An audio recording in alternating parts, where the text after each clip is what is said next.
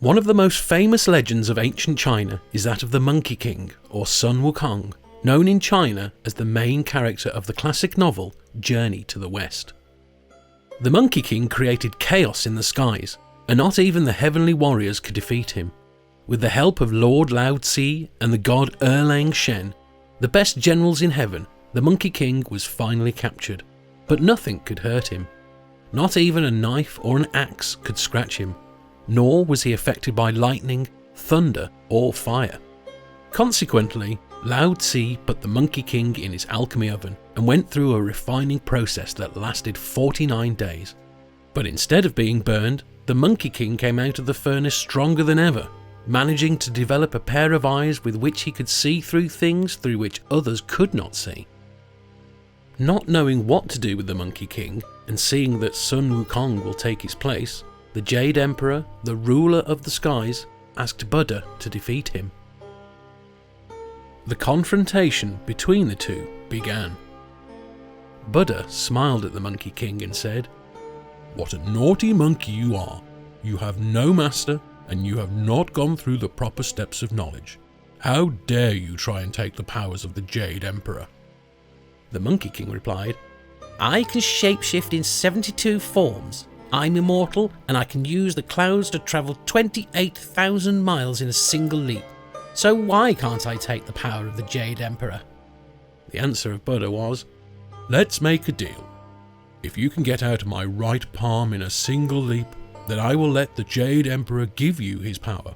Otherwise, you will be imprisoned on Earth for thousands of years."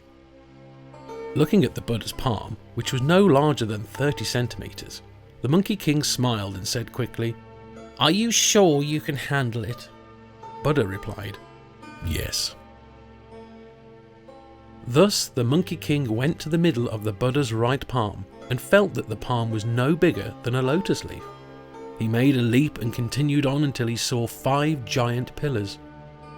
He assumed that he had reached the end of heavens, and to prove his success, he urinated at the base of the first pillar, then pulled out a hair and said, "Change!" The hair turned into a huge brush and wrote the following words on the middle pole: "The great sage as high as heaven has been here."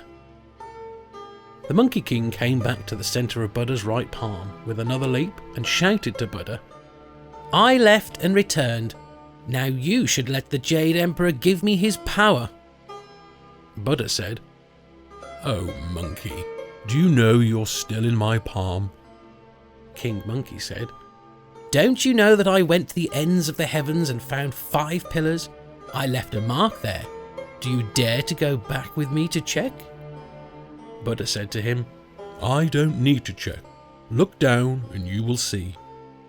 The Monkey King looked and noticed that a few words were lined up on the middle finger of Buddha's right hand. "The great sage as high as heaven has been here." There was also a strong smell of urine in the Buddha's hand. The Monkey King was very surprised and said, "How is it possible? I wrote these words on a pillar that supports heaven. How can it be written on your finger? No, I can't believe that. It's impossible."